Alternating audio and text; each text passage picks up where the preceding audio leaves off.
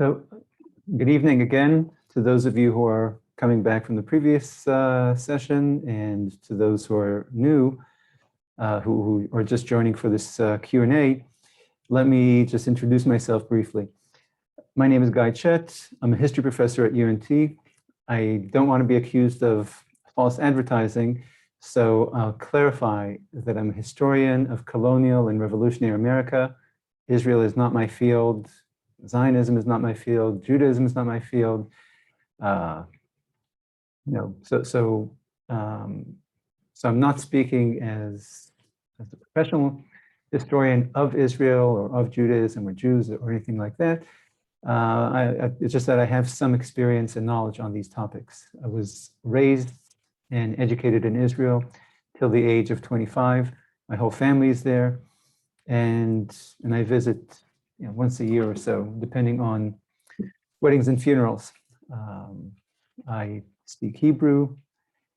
In fact, I'm accused by my family of being a pedant about it. I have some knowledge about the Bible, so that's who I am and what I bring to the table for this Q&A session. But in any case, so that's me, and that's so take what I say within that context. So I've received the questions you sent, and as we go, I'll keep on looking in the chat for more. So let me just answer the questions. I've kind of joined some of the ones that were in the same neighborhood. In any case, and I'll keep on monitoring the chat to see what other questions come up. So the big question, one of the questions that always comes up in sessions like this is, what is Judaism exactly? Is it a religion? Is it an ethnicity? Is it a nationality, etc.? Now, this tension or this question over what Judaism is, again, all these different options that I just mentioned, or all of them, that tension is there only in the modern era. Okay, so we ask this question, but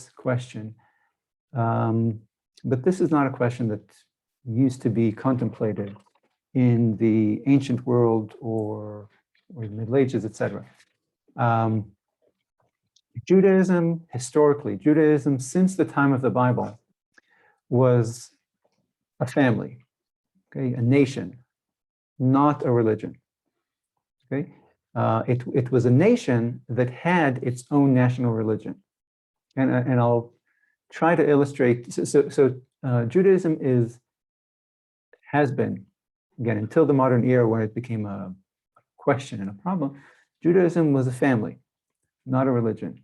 Okay, and again, I'll try to illustrate this to you on the authority of the Torah itself, of the Bible.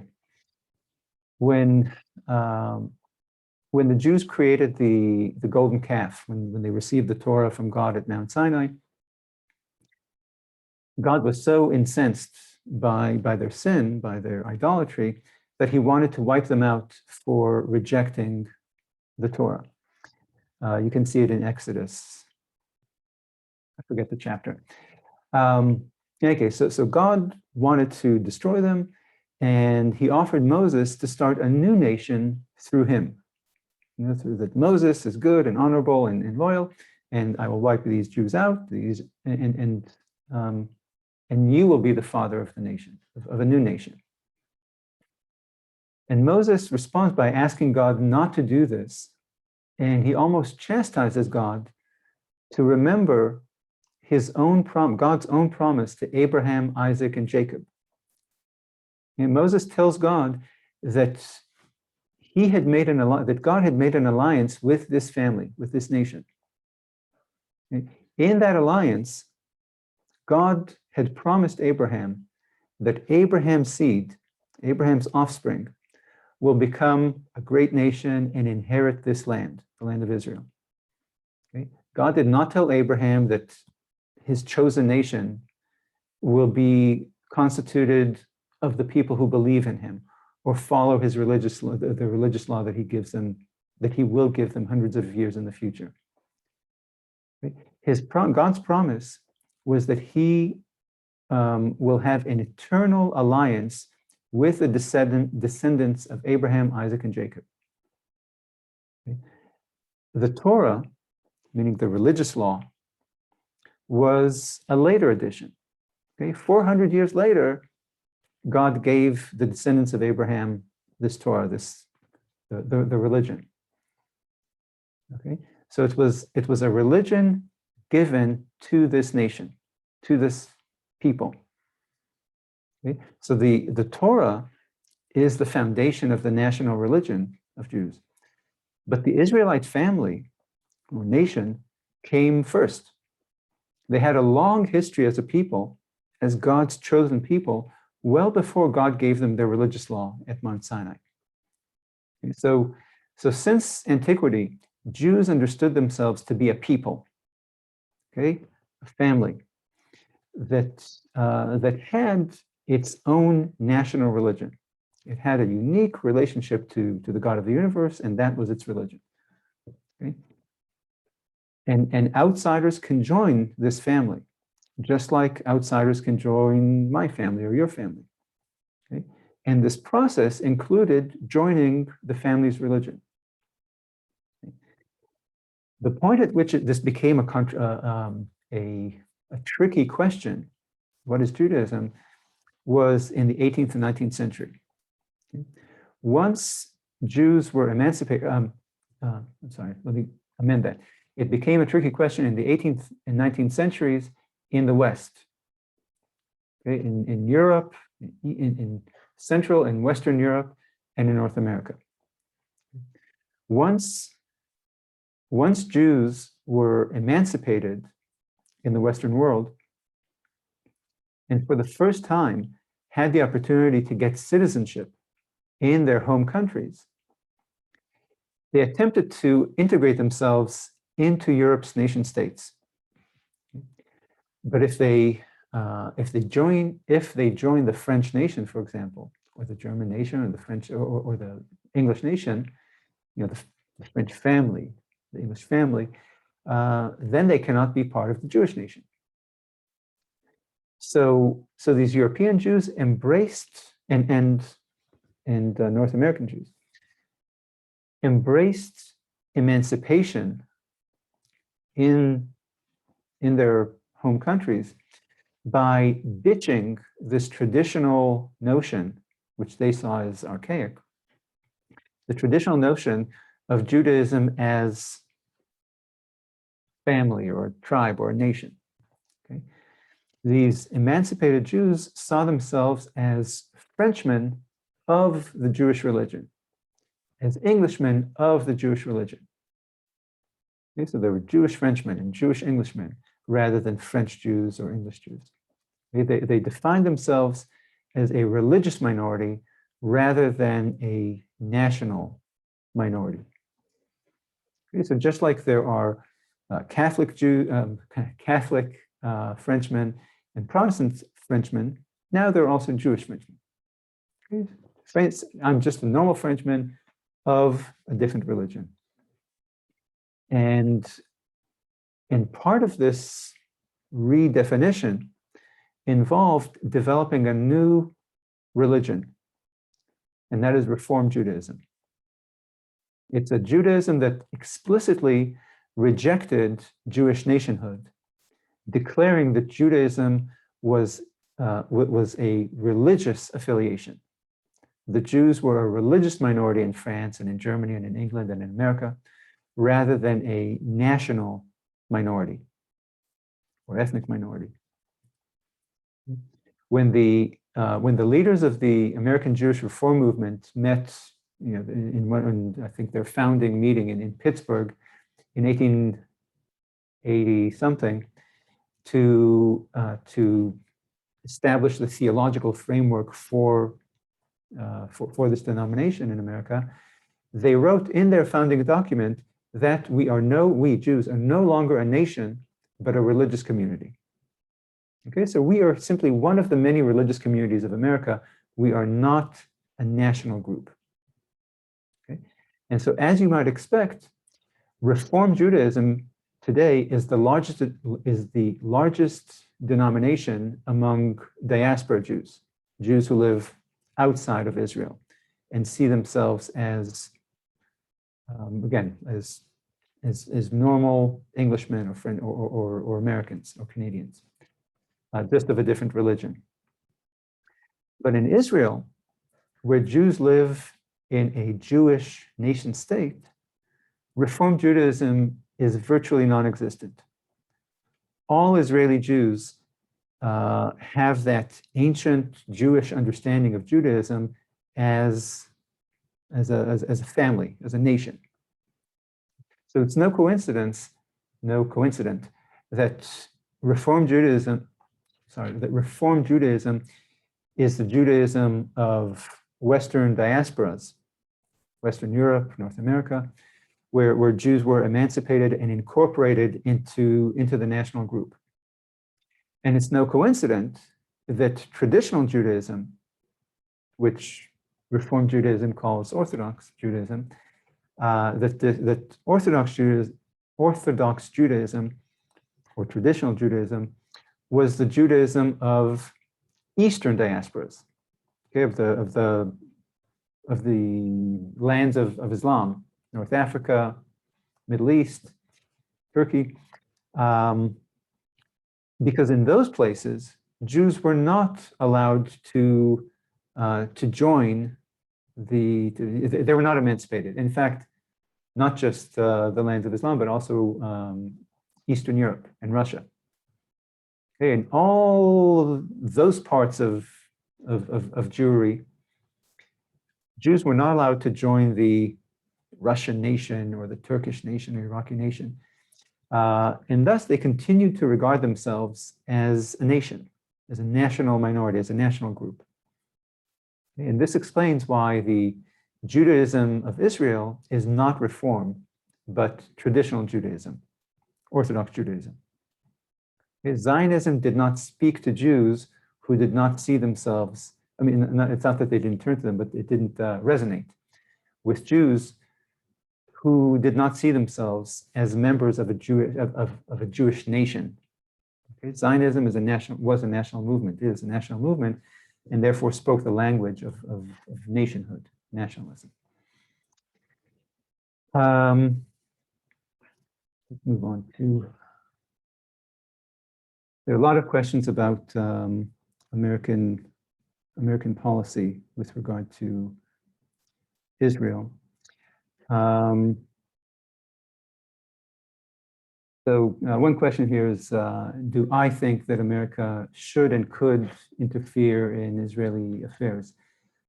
So look, certainly America, first of all, it's just one man's opinion, so I won't dwell on this because it's not important. All I'll say is that America has interfered in Israeli internal affairs, does, and certainly will.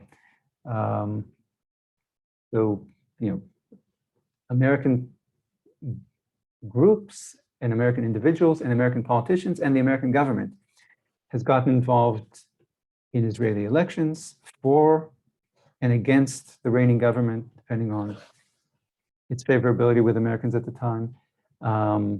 It got involved to pressure Israel to do stuff Israel didn't want to do, and it got involved to give Israel a green light to do things it did want to do. It's involved in sharing intelligence with Israel and in spying on Israel. So certainly the U.S. can and does. The question is whether it should interfere. And you know, this, you know, in this respect, Israel is not unique. You know, all countries interfere in other countries' affairs, and you know, some of us think it's a good idea, some of us think it's a bad idea, some of us think it's nuanced. So, in any case, Israel is not a unique case in this respect.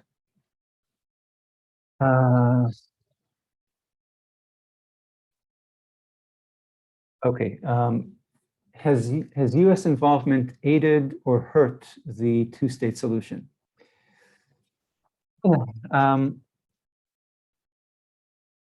So I guess this is a continuation of the previous question.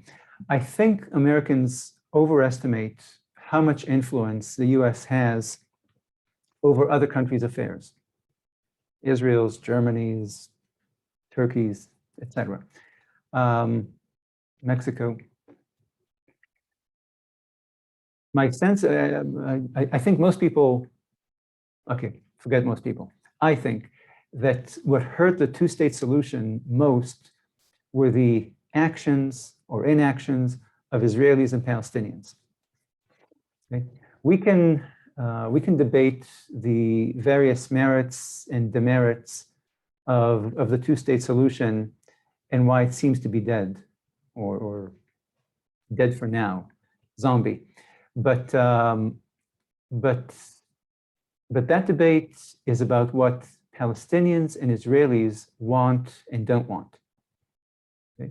If someone suggests that America has been too supportive of Israel and hasn't pressured it enough to make concessions to the Palestinians, well, Israel's most far-reaching concessions towards the Palestinians in the context of the two-state solution came under Prime Ministers Barak and Olmert during the presidencies of Clinton and Bush Jr., who were two of the most pro-Israeli presidents we've ever had.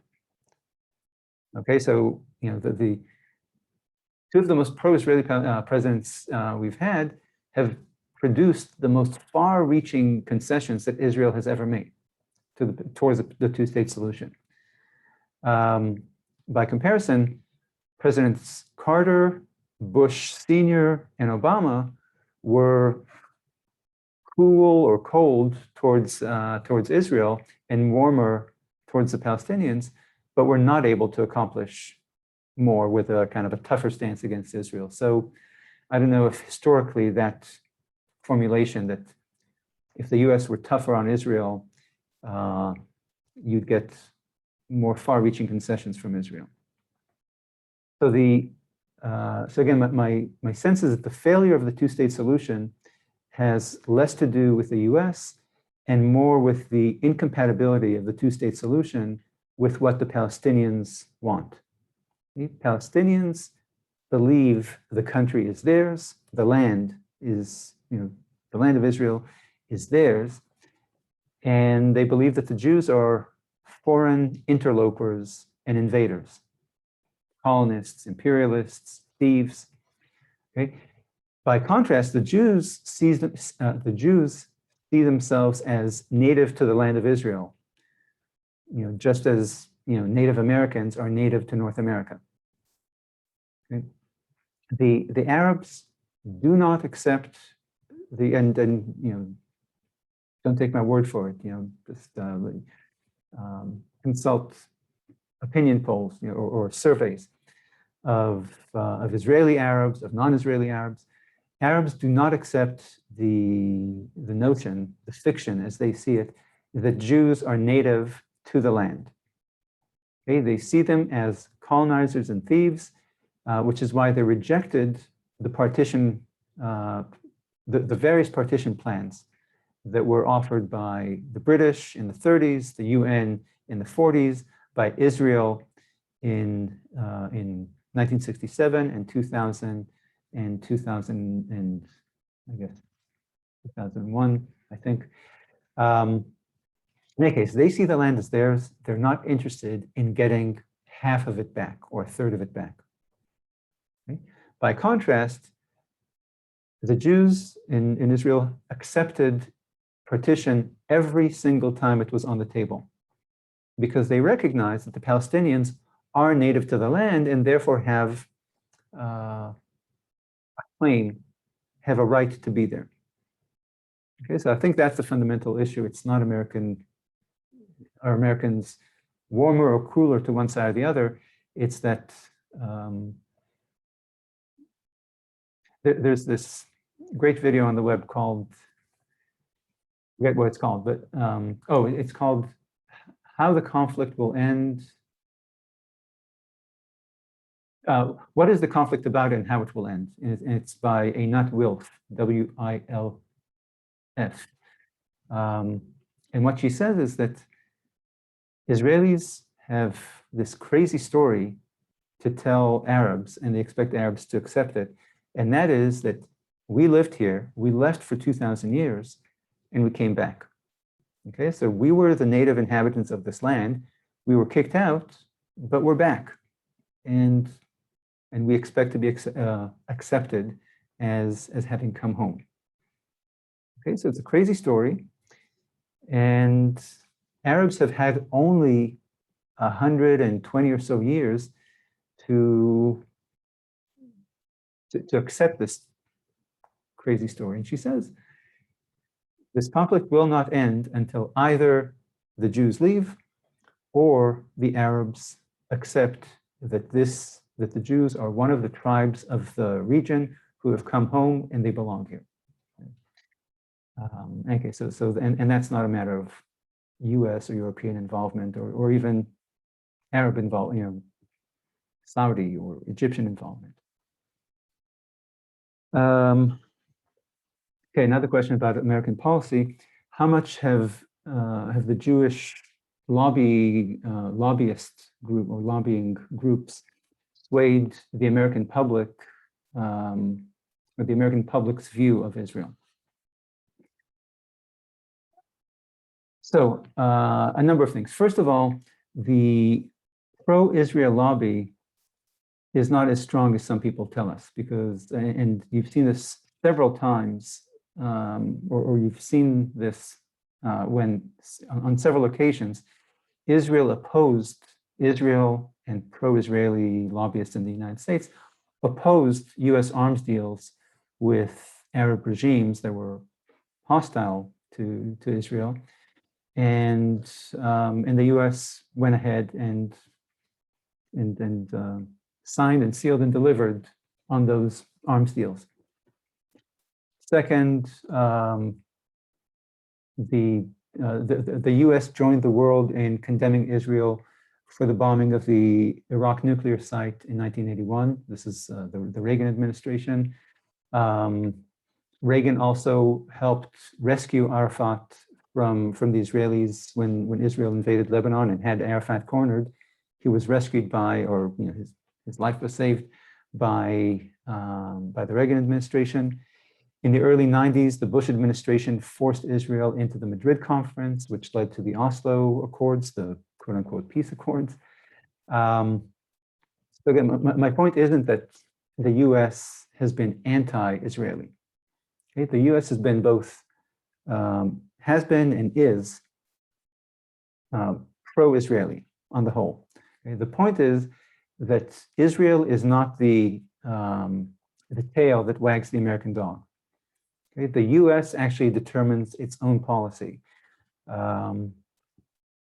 There are hundreds or thousands of lobbying groups in Washington, D.C., and they have wins and losses, but like for example, the largest, I think, and most influential interest group or lobbying group in Washington is the AARP.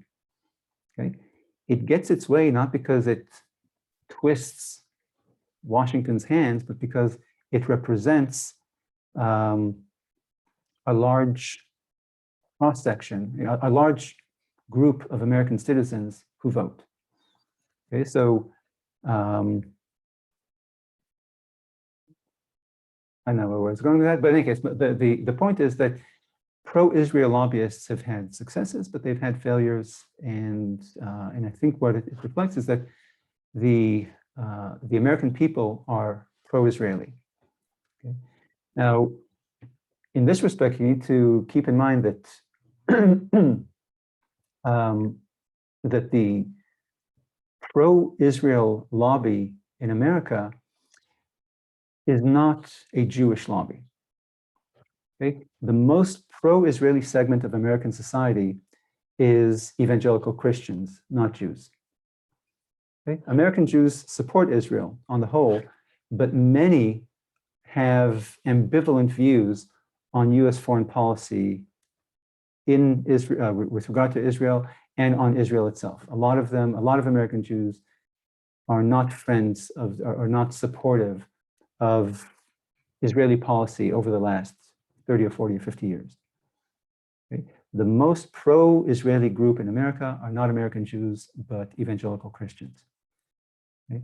And America's 80 million evangelicals are much, much more politically influential than America's 6 million Jews. Okay, so first, the pro-Israeli lobby is primarily Christian, not Jewish. And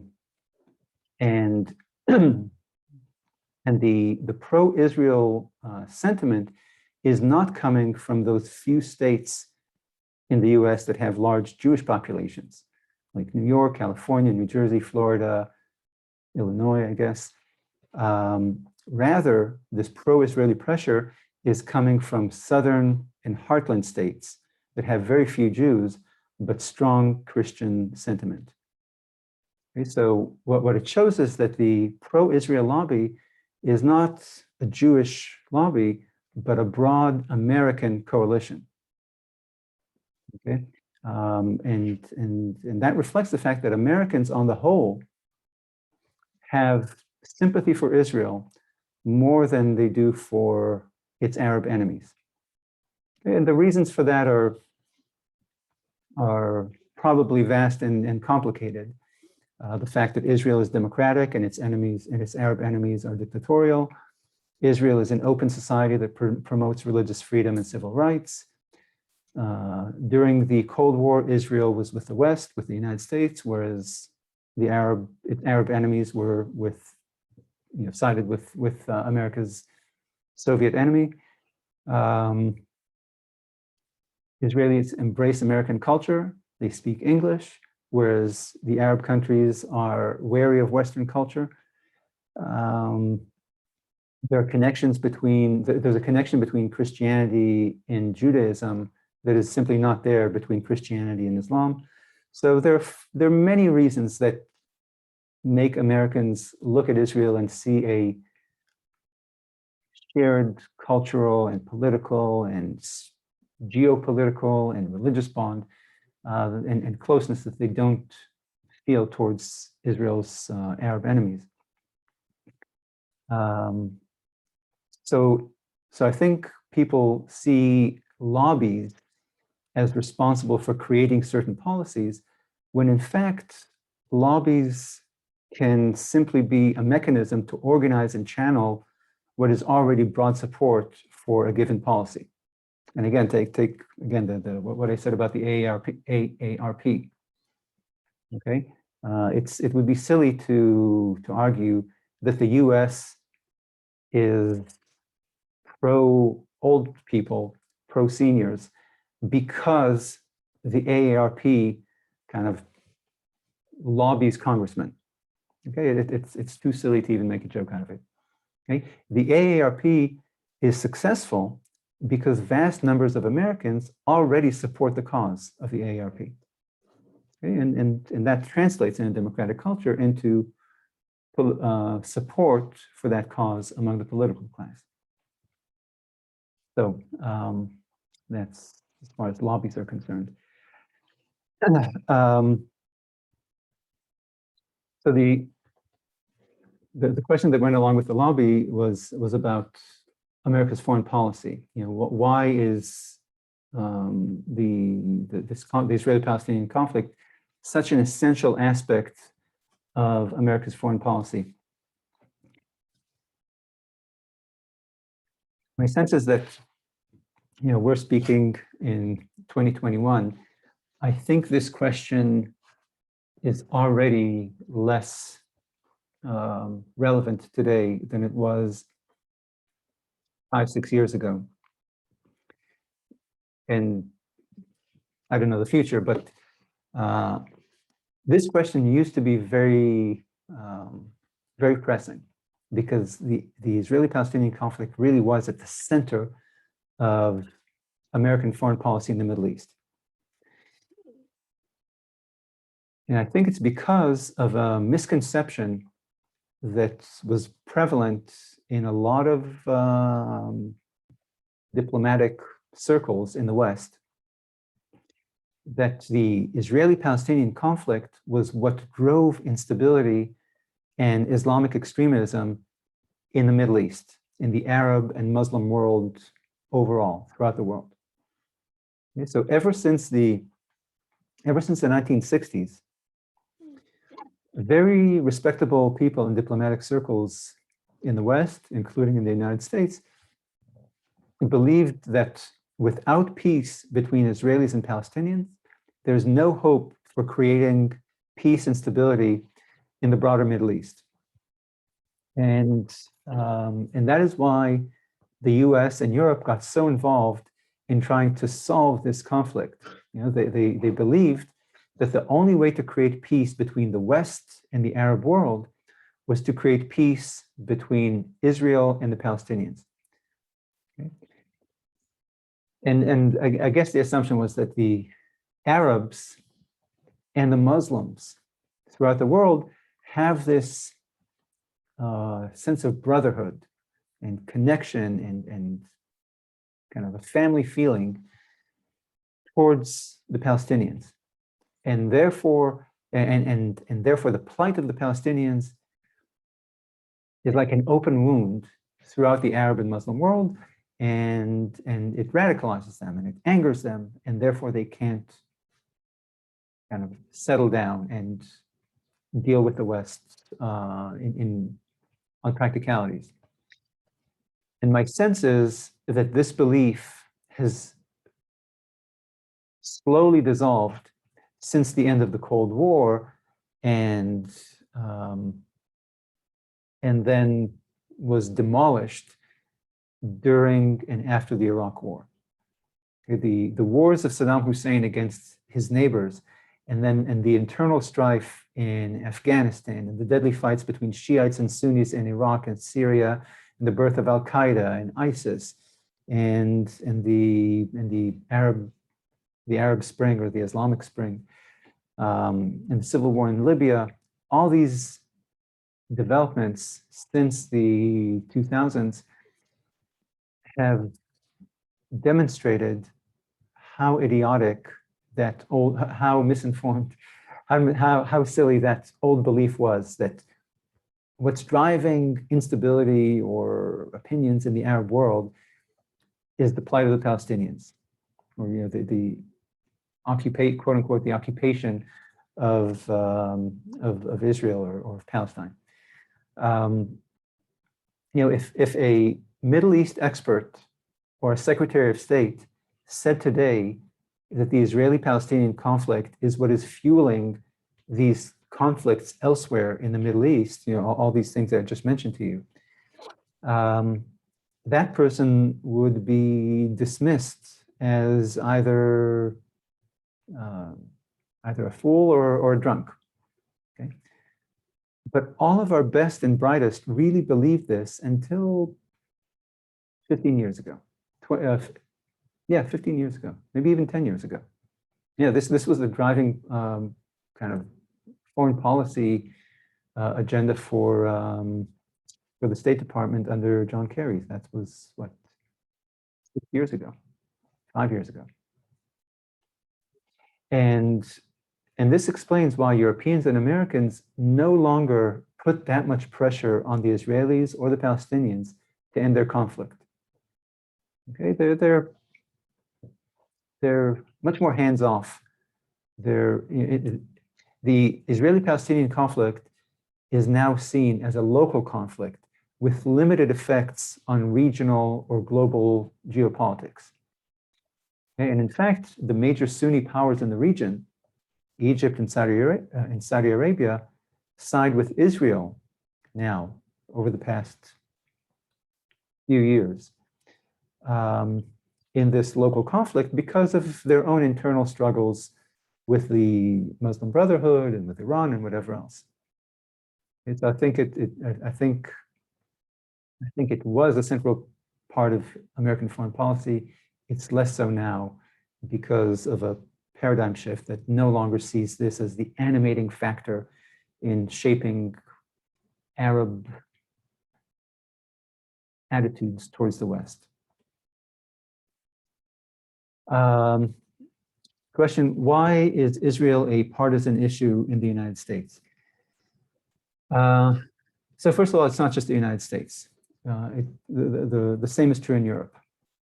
You see very strong pro and anti-Israeli attitudes in European capitals or in European countries.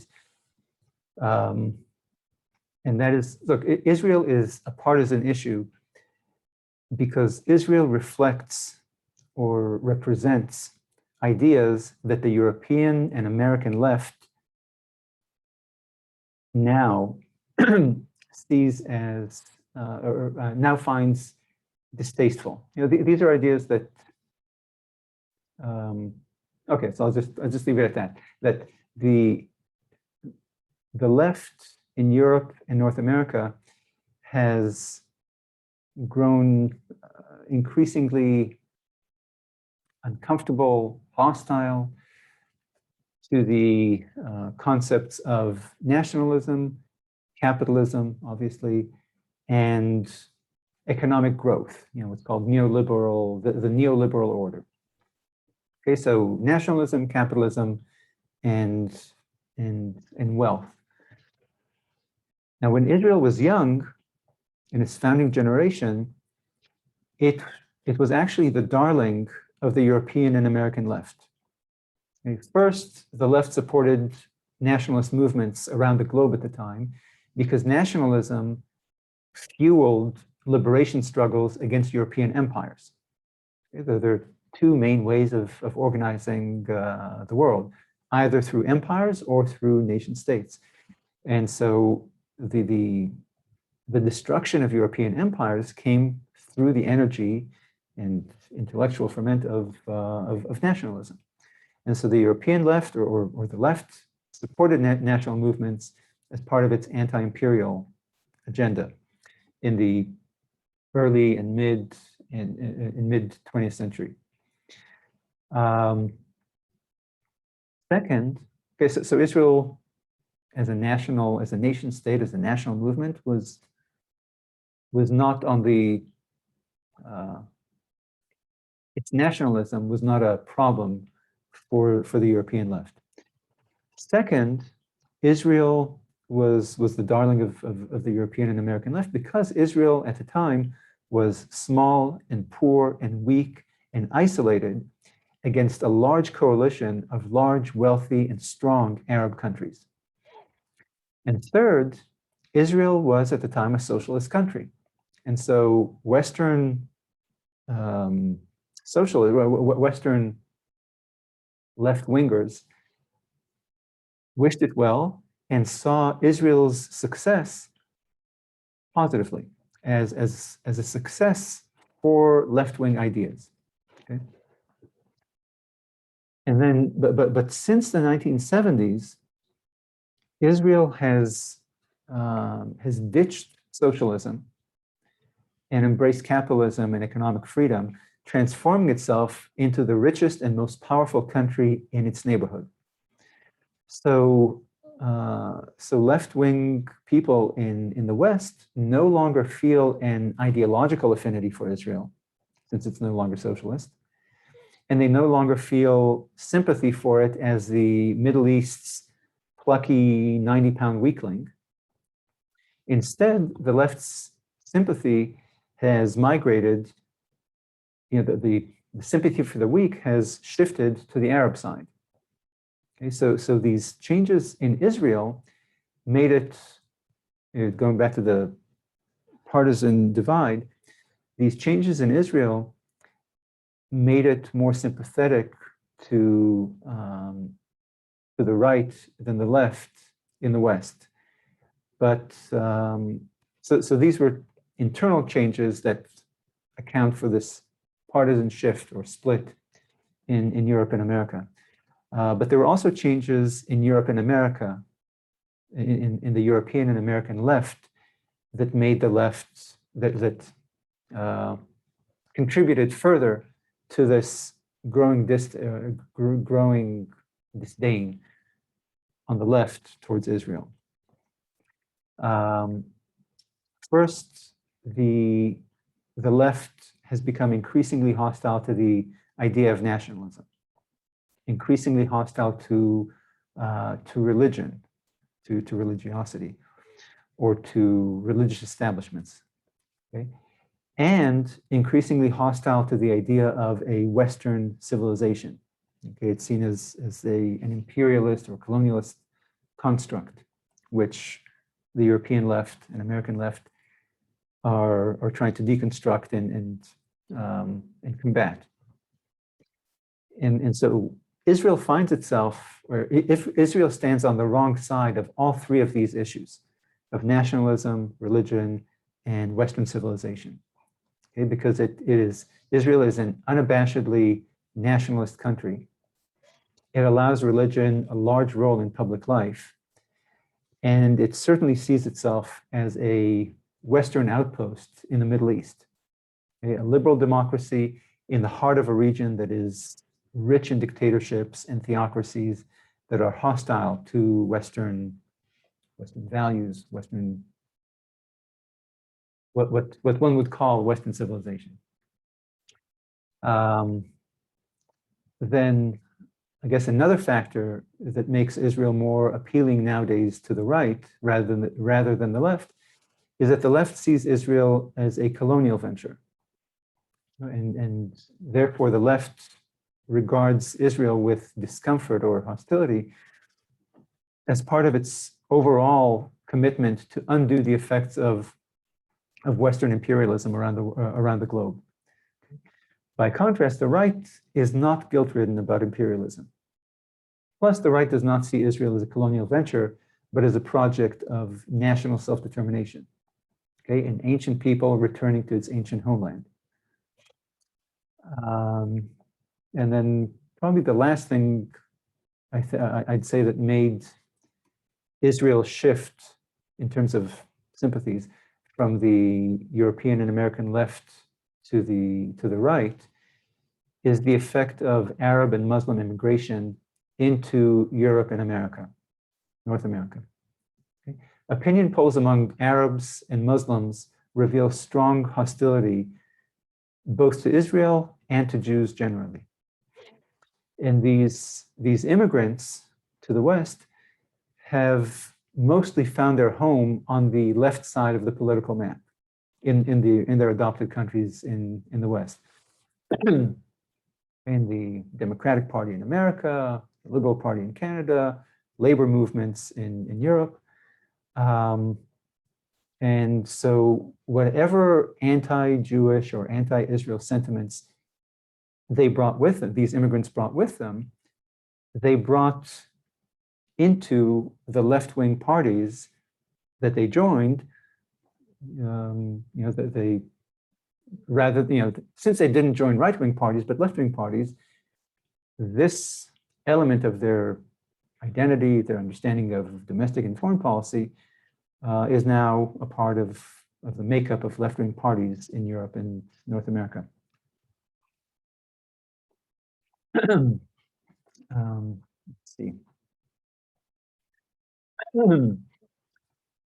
Okay, so the question, I guess it's something I touched on earlier, whether the US involvement in Israel or the conflict is politically or religiously motivated. Okay. So, look, I think it's partly religious. It's certainly moral or cultural. There's an attachment. There's a support for Israel in the American public that is motivated by moral, political, and religious sentiment.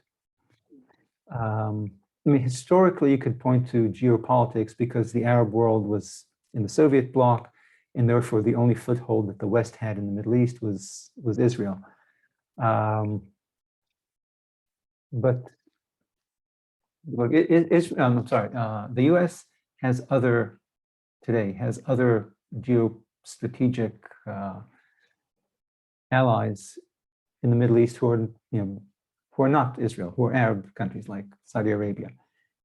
Those allies do not have Americans don't have a warm spot in their hearts for these other allies, but they do for Israel. And this warm spot is motivated by moral, political, and religious sentiment.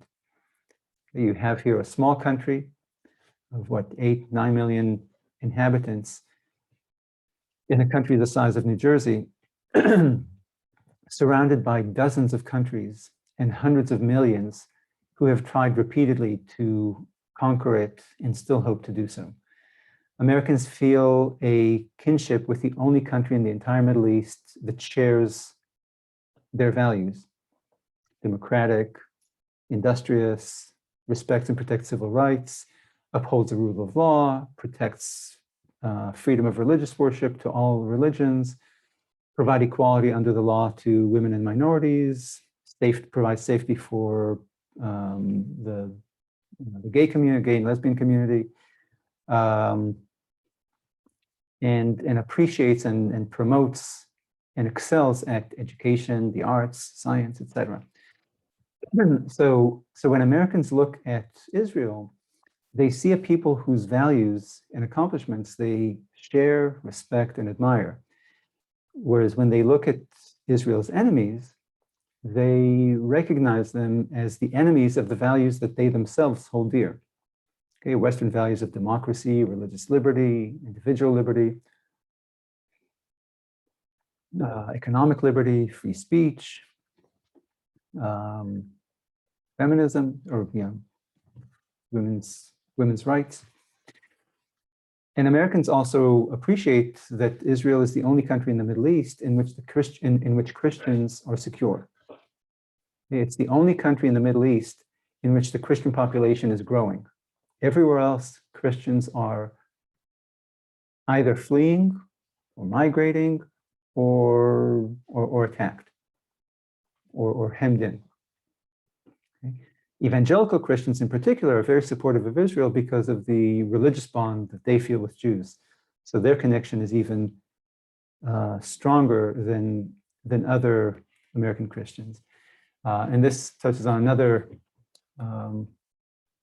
question that was in the chat about whether evangelical support for Israel stems from the idea that if the Jews return to, that when all the Jews return to Israel, that will prompt the second coming, the end of days, etc. So I've heard this interpretation, this explanation for evangelical support for Israel numerous times, but I've never heard it from an evangelical person. Okay, this is an explanation that non-Christians or non-evangelicals give to explain to one another why evangelicals think and act as they do. If you talk to evangelicals, what they will tell you is that that theologically, well, two things. First of all, the idea that if we do X, that'll spur the second coming, that goes against one of the basic kind of principles of evangelical Christianity. Okay? Theologically, evangelicals insist that people have no power at all to influence God. Okay? Neither Christians nor Jews can influence the timing of the second coming. Okay, so again, people who say that Christians, evangelicals are trying to do this to get Jesus to come back, they don't understand how evangelicals think theologically. The explanation that evangelicals will give you is much simpler. Okay, they support Israel and Jews because God tells them to do so in the pages of the Old Testament. That's it. Okay, they read the book identifies the Jews as God's people. He says those who bless them will be blessed, those who curse them will be cursed, and therefore they feel a bond with Jews and with the Jewish state. Okay, let's move on. More questions? Okay, why has the two-state solution failed? I guess I already touched on it about um, the it's not so much American or European involvement, but the incompatibility of the two-state solution with, I think, with how the Arabs see the Jews. You know, they see them as foreigners, they see them as invaders. I guess, okay, I did touch on that already, so jump ahead. So this is a difficult one or an unanswerable one. So who does the land belong to? Since the Jews claim it's theirs, the Arabs claim it's theirs. So this question goes to the heart of the conflict. Okay, who has the historical and therefore the moral claim to the land? Because both groups claim it as their homeland. Now, historically, Jews lived and ruled in that land for roughly 1,000 years, between about 1000 BC to about 135 AD, roughly speaking. And the only times in all of history in which that piece of land was a unitary state, it was a Jewish state. Okay, under David and his line, excuse me, the Maccabees, the Maccabee kingdom, and then modern Israel. Okay, so 3 periods in which it was a state and it was a Jewish state. Other than those 3 periods, the land was held and governed by some great empire. Okay, Egyptian, Hittite, Assyrian, Babylonian, Persian, Greek, Roman, Byzantine and Muslim, then the Ottomans, then the British. So historically, the land ceased to be Jewish when the Romans defeated the Jews militarily and stamped out the symbols of Jewish nationhood and destroyed the Jewish temple in Jerusalem and transferred non-Jewish populations into Judea and pushed out Jews from Judea. And they changed the name of Judea to Palestine, and forbade Jews from entering the region of Jerusalem. Okay? Since that time, in the 2nd century AD, the Holy Land became home to an Arab population. Okay, so Jewish populations remained here and there ever since Roman times to today as an ethnic and religious minority under Muslim rule since for almost 2,000 years. Okay? And then in the late 19th and early 20th centuries, again almost 2,000 years after the Jews were exiled en masse, the Jews formed this Zionist movement, this national movement, and started coming back, first in a trickle and then in larger and larger numbers, from all over the world, back to their ancient homeland, saying, we're back, we've returned home. Okay, so of course, the Arab population that had been living there for the previous almost 2,000 years under various empires, they resented it. Okay? Those inhabitants who've been there for, again, 2,000 years, they saw it as their land, as their home. Okay, so it's a home that's claimed by 2 families. And that's why the conflict is so intractable. So I guess it was a history lesson rather than an answer, who has claim to it. But I guess if you look at the responses of both sides to the idea of partition, ever since the early 20th century, the Jews have agreed to partition because they acknowledge that the Arabs are locals, whereas the Arabs have rejected partition because they do not believe that the Jews are locals. They think that the Jews are foreign interlopers or imperialists or invaders. Now, one thing to consider in this formulation is that, again, that one side sees the other as native and the other sees the other side as foreign.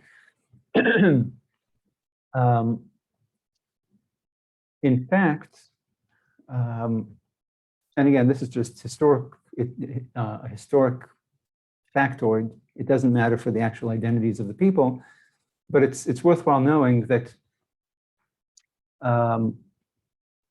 that the Arabs point to the Jews and say that, look, other than a small number of Jews who had lived in the Holy Land since the days of Muhammad, since Roman times, under Muslim and Byzantine and Ottoman rule, other than those small number of Jews who lived here throughout, most Israeli Jews are descendants of outsiders who migrated to Israel in the late 19th and 20th centuries. Okay, they're outsiders, they're not from here, and therefore they should go back to where they came from. Now that's true. Demographically it's true. Most of the Jewish population migrated to Israel in the last 100 or so years. But what Palestinians don't say, or probably don't know, is that the same is true of the Palestinians themselves. Most of them are descendants of Arabs who migrated to the Holy Land in that same time frame, from the late 19th to the mid 20th century. Most of the Palestinians, most of the Arabs who live in Israel, the West, Judea and Samaria, and Gaza, most of them are not from families that had lived there for generations prior to 1900. So between at the beginning of Jewish migration, the Zionist migration to the land of Israel, the Arab population in the Holy Land mushroomed from, so between the 1890s and the 1920s, the Arab population of the land of what we call now Israel and the West Bank and Gaza blew up from 400,000 to almost 600,000. By 1940, it stood at 1 million. Okay? This kind of growth is not natural growth. It's not by birth. It's a product of migration from the wider Middle East. What created this wave of Arab immigration was the economic activity that European wages or European labor standards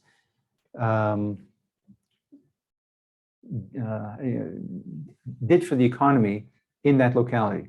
Okay, so the infusion of European Jews with the kind of wages that they offered to Jews and offered to Arabs, was a magnet. Okay, the new economic opportunities acted like a magnet on the entire Near East, on Arab populations and also on Jewish populations from Eastern Europe. Okay. Now we know we know about this demographic shift because Arab population growth was greatest exactly in the vicinity of Jewish populations. Okay, the Arab population around Tel Aviv grew by 135% from during that period, from the 1920s to 1940. Okay? The city of Jaffa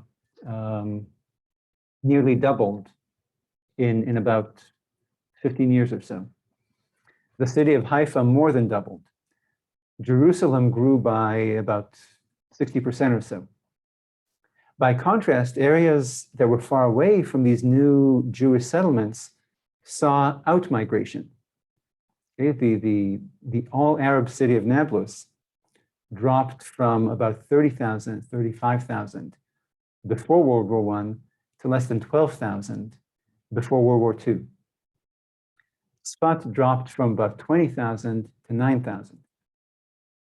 Okay, so there was actually this kind of economic symbiosis that drew outsiders, Jews and Arabs, into the land and then created this conflict for land. But The idea that one side is native and the other is outside, are foreigners, is demographically incorrect. Both sides were boosted, were fortified by hordes of outsiders who came in.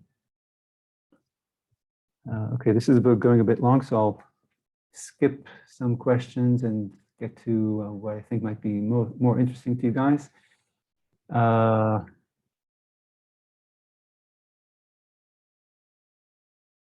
Okay, so this is a good question. Is Israel a form of reparation for the Jewish people after World War II, after the Holocaust? If so, who gave Israel to the Jewish people as reparation, and was it their right to give up Israel, to give the land away? So, so the reference here is who gave it. It's technically, people think that the UN created the state of Israel. So I'd say that we have to keep in mind first that Israel does not exist today because the UN declared support for the creation of the state of Israel in 1947. Okay? Israel exists because it built an army that was strong enough to defeat Palestinian militias and 5 invading Arab armies in 1948, in Israel's War of Independence. Okay? It's not the moral force of the UN resolution that keeps Israel in existence and keeps Israelis alive today. What does this is the Israeli army. If Palestinians and Arabs could do so, they would wipe Israel off the map tomorrow, without regard for, for the UN resolution that supported the creation of a Jewish state. Okay.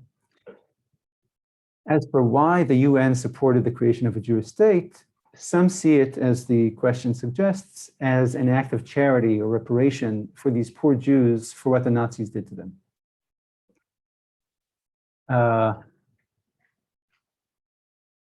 I think it's a bit, there's no doubt that that was part of the kind of presentation to you look at the suffering Jews and here's a place for them to go.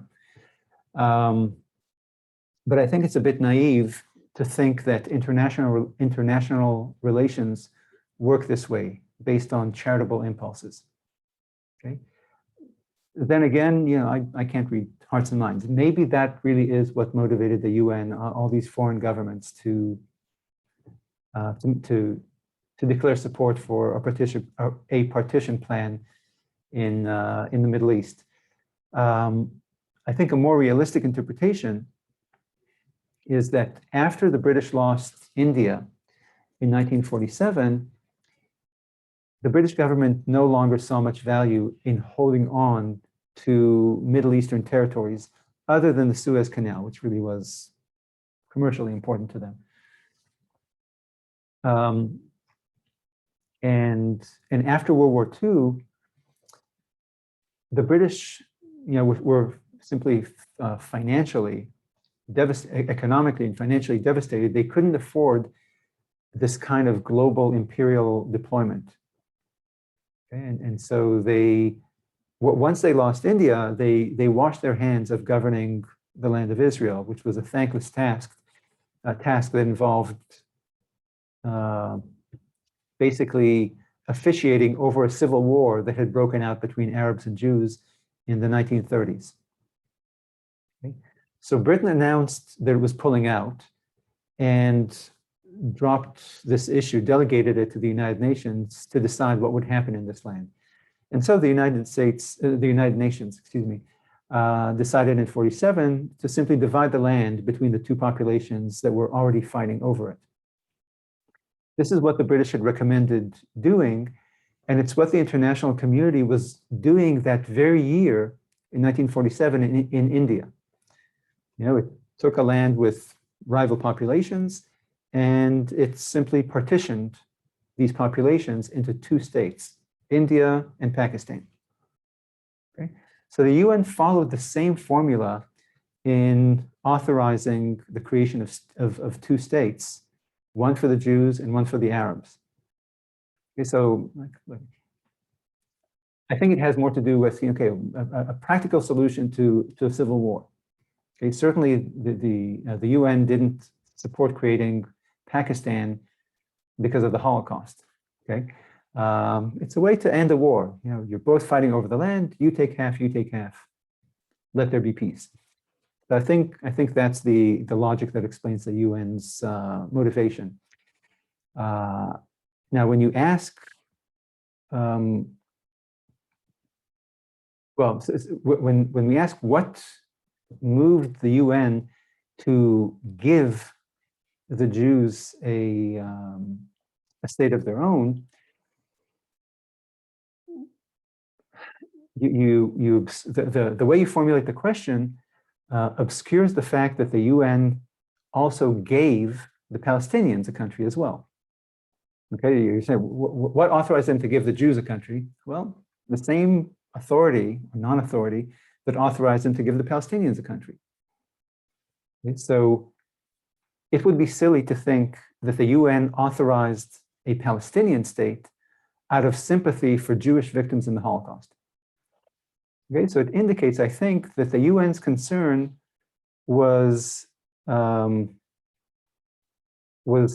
about the Jews and Arabs in the Holy Land, not the Jews in Europe.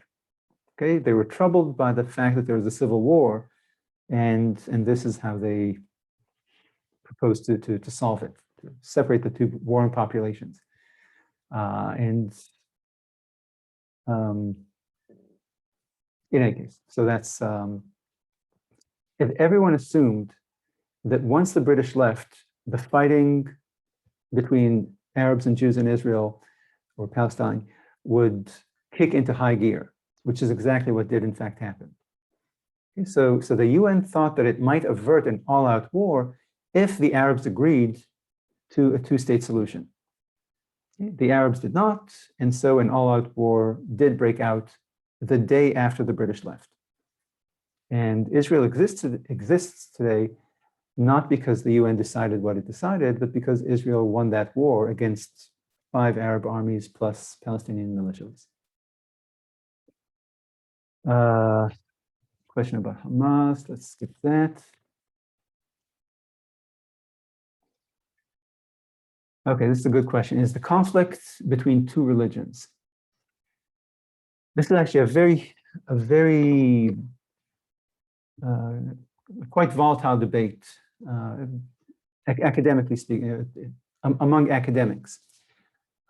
Certainly, what you have here are two religious groups. You know, there's no doubt that on the one side are Muslims and on the other side are Jews.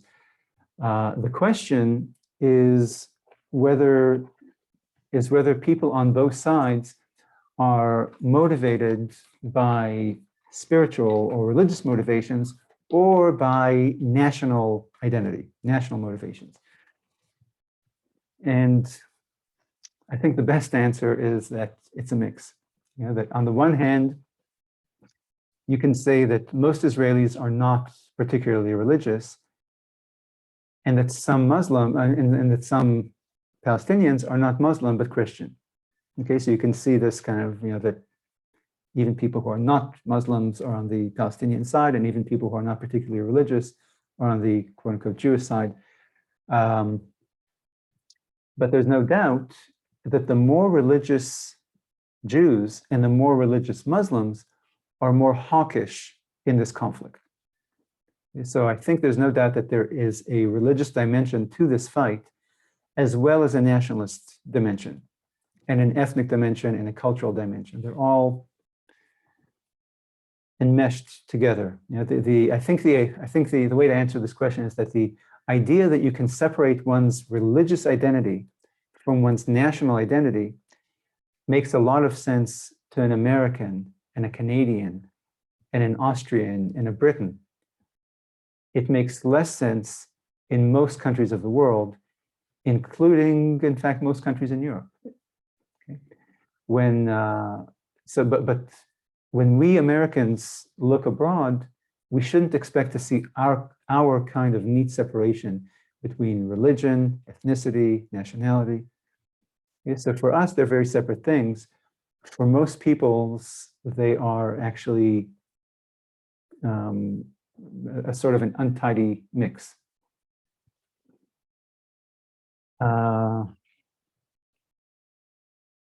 Okay, yeah, let's skip over the ones about the Arab-Israeli conflict. I think we talked about that enough.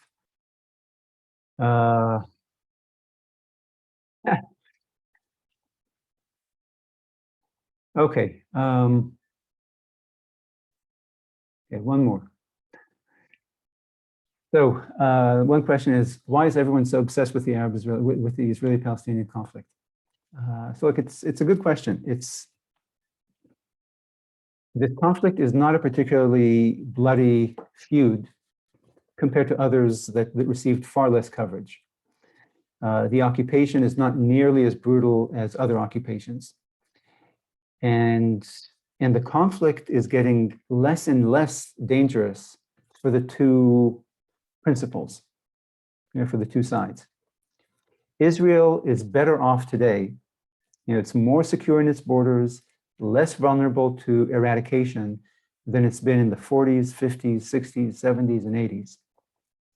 And it's more prosperous than it's ever been. And so are the Palestinians. Palestinians enjoy greater prosperity now and more self-government now than at any time since ever. Okay? The Palestinians were ruled by, they never governed themselves. They were ruled by Ottomans, then by the Brits, then by the British Empire, then by Jordanians, then by Israelis. Okay? They never governed themselves until now. Okay? The Palestinians have complete independence in Gaza. They have a state in all but, other than having international recognition as a state, they have a state. Okay? And they have self-government in 90% of, or 90% of the Palestinians in Judea and Samaria, in Samaria, the West Bank, govern themselves. They don't see a single Jew. There aren't any Jews in their territories, again, for 90% of them, of the Palestinians in Judea and Samaria. So, and you can see the prosperity or the upward trajectory of these populations by the way that they vote with their feet. Okay, the Palestinians are moving from unoccupied Gaza to half-occupied West Bank, or again, to mixed occupied West Bank. Okay, so they migrate legally if they can, illegally if they can do it without notice from Israeli authorities. Okay, nobody's moving the other way. Nobody's moving from the West Bank to Gaza. Okay, and hardly anyone, I don't think, is moving from the West Bank, from half-occupied West Bank to the Arab states. Okay, if the Palestinians leave the West Bank, it's either to Europe or to North America. Okay? So my point is that by global standards, this is not an emergency for either side. Okay, and so it's a good question about why it dominates world attention so much. And maybe it's a legacy of what I said before, that that people used to think, for some unknown reason, that the Israeli-Palestinian conflict is the key to peace in the Middle East and peace in the world, and peace between the Arabs and the Western world.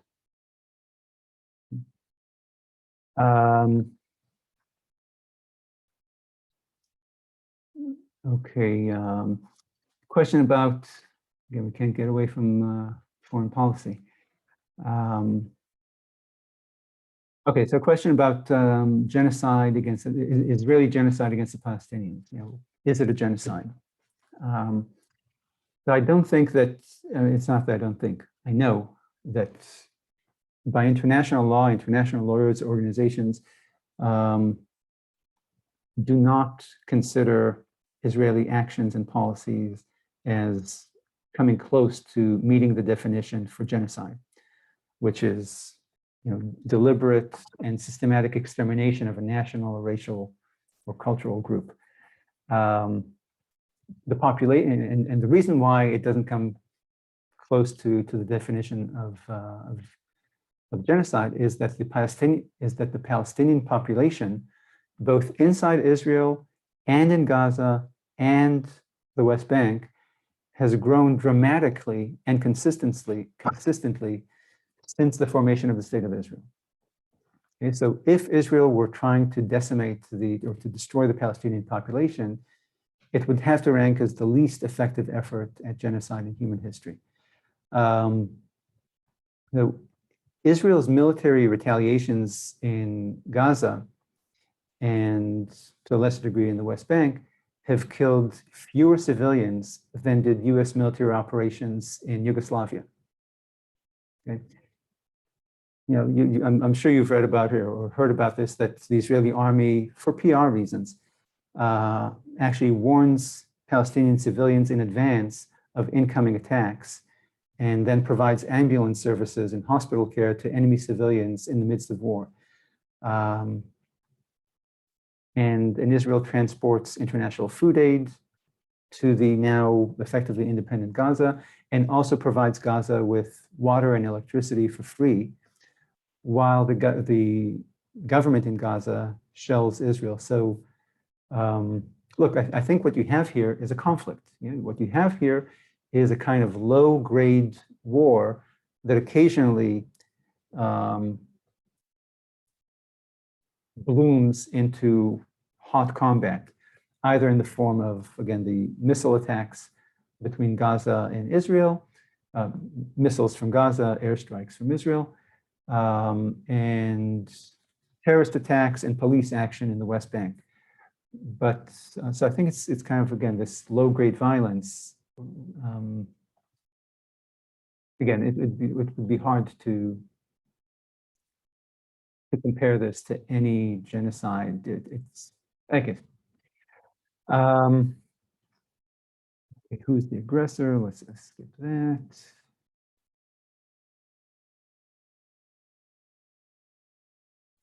Okay, so I guess I answered that about world opinion, about the left and right. Okay, a question about American and Israeli Jewry.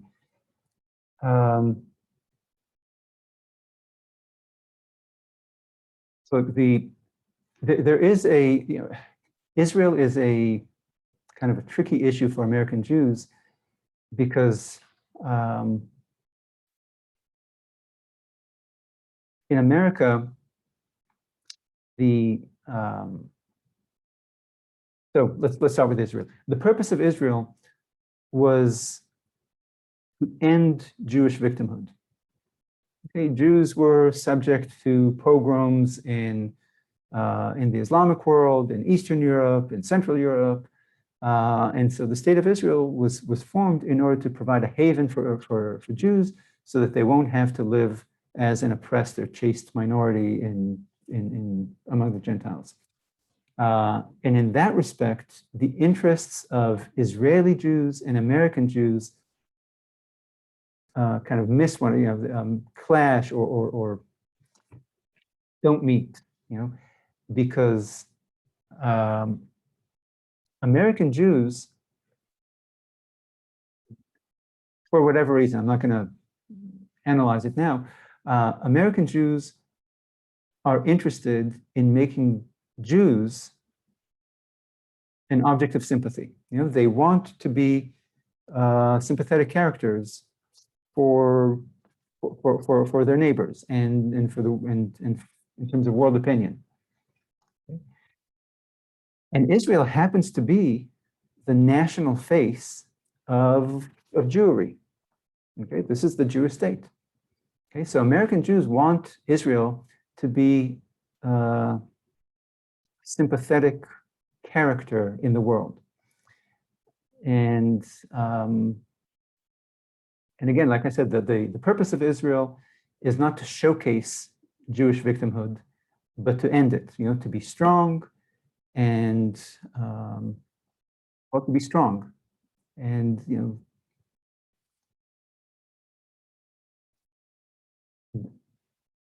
the strong person on in the neighborhood might be the subject, might be viewed with respect, with even admiration, but not sympathy. You feel sympathy for somebody who's weak, downtrodden, etc. Okay? And you see this dynamic in America and in Europe, that groups try to highlight past or current victimhood. Okay, so American Jews often highlight Jewish victimhood in Europe, Jewish victimhood in America, Jewish victimhood in Israel even, in order to make Israel a sympathetic character. But Israel's strength and security and wealth undercuts that image that American Jews have in their mind and try to project to others. So it's a PR mismatch.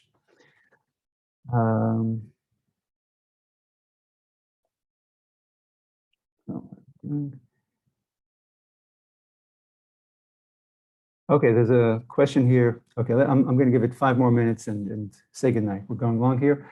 A lot of questions and good ones. I'm sorry I have to skip past some of them. So it's a statement here rather than a question that Israel is the most dangerous place for Jews in the world, dangerous place in the world for Jews. That's probably true statistically. I mean, that's probably true, I'd say.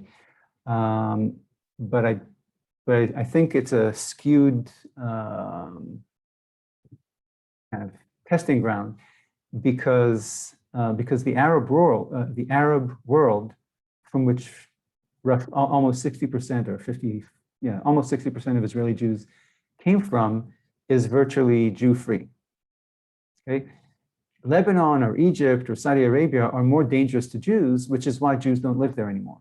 Syria, etc.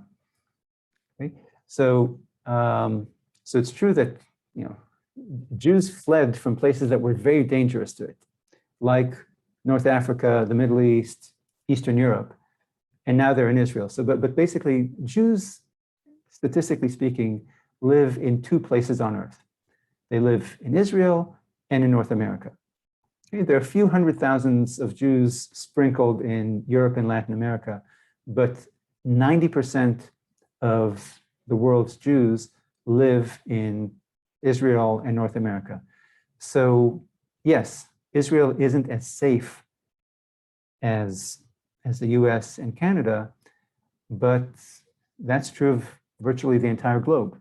So look, the only existential threat to Israelis is an Iranian nuclear strike, perhaps in the next X number of years.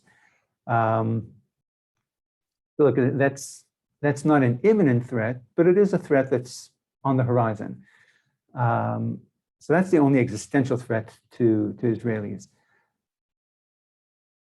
But more important than the fact that this threat isn't imminent, Iran's hostility to Israel is not a product of the Israeli-Palestinian conflict. Okay, so solving this conflict, between Israel and the Palestinians, will not eliminate the Iranian nuclear threat. Okay, if peace between Israel and the Palestinians broke out tomorrow in a 2-state solution, let's say, Iran would remain hostile, as hostile to Israel as it is today. Okay, this is a question about Israeli Arabs as second-class citizens. So certainly so Arabs are a minority of about 20% of the Israeli population. And certainly non-Jews in Israel are more outsiders to the culture and the state of Israel than people who are Jewish. Okay, it's a Jewish state, and in its symbols and its language, etc., are all Jewish. So that is true, and in that respect, Israeli Arabs are, I wouldn't call them second-class citizens because they're fully, they're full citizenship, have all the rights of citizenship as do Jewish Israelis, but they are outsiders to the culture, more so than, well, because they live in as a non-Jewish minority in a Jewish state. So that is true, but this is not a feature that is unique to Israel. Okay? The same is true of non-Germanic citizens of Germany and non-Frankish, non-Frankish citizens of France and non-Scandinavian citizens of Denmark and non-Japanese citizens of Japan. Okay, so like non-Jewish Israelis, these ethnic minorities in these other countries have citizenship with all that entails legally and formally and politically. Okay? But the culture of the society and of its institutions is shaped by the dominant ethnic and cultural majority of that country, Japan, Sweden, whatever. Okay, so so I think often this suggestion is that ethnic countries, okay, ethno-nationalist countries like Israel, France, Holland, Sweden, Germany, Poland, Turkey, China, Japan, Thailand, this question is asked about Israel, but it could be asked about any ethno-nationalist country. Okay, and I think it reflects the fact that people in the New World, people in Canada, Argentina, the United States, Brazil, in the New World, the nationalism is not ethno-nationalism. It's not in the blood. Okay, because these are immigrant societies, and so the nationalism is civic. But in the old world, in most places, the nationalism is an ethnic nationalism. So I think this question about the non-Jewish minority in Israel, it'd be interesting to ask, why is this a question that's addressed to Israel, but not to Japan, and not to Thailand, and not to, I don't know, Albania. But I think it reflects a broader critique from the New World to the Old World that your nationalism, Old World nationalism, ethno-nationalism, should not, you should transform yourselves and adopt our New World civic nationalism. Okay, so I think it's a question about how to organize states and to eliminate this form of nationalism that is foreign to Americans or to people in the New World. Any case, but so I think that's the, yeah. But to answer the question about second-class citizens, they're not second-class citizens. They have full rights of citizenship. They have an exemption from serving in the army, but they can serve in the army if they want to. And there are Israeli Arabs who are religious minorities, Christians, Druze, Cherkessis, Bedouins who do serve in the Israeli army because they choose to do so, but others are not. They vote for the Israeli parliament. They serve as judges and doctors, and in any case, they're so they have legal rights, but of course, like in other countries, they're a cultural and ethnic minority. Okay, let's skip that. Okay, so these are all questions that we've covered before.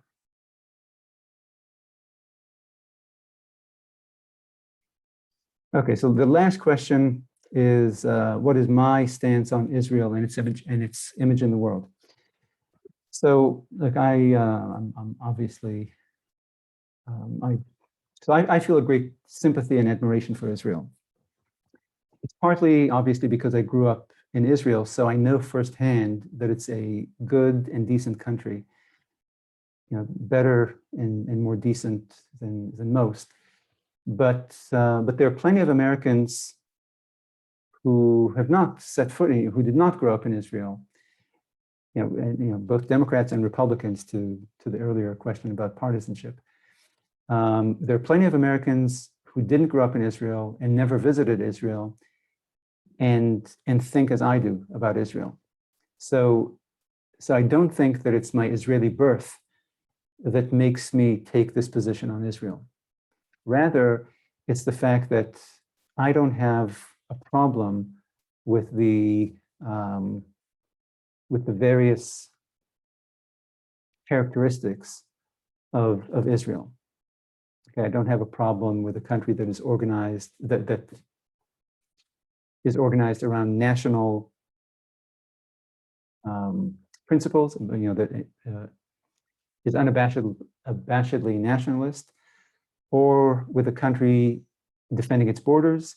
I don't have a problem with capitalism, and I don't have a problem with religion in the public square or with Western civilization, as we discussed earlier. And I certainly don't have a problem with the idea that Jews can have a country of their own, like any other nation. I don't think the Jews are colonizers in the land of Israel. I think that they're as native to that land as American Indians are native to this land. So I guess, like I said, I have great sympathy and admiration for Israel. I think it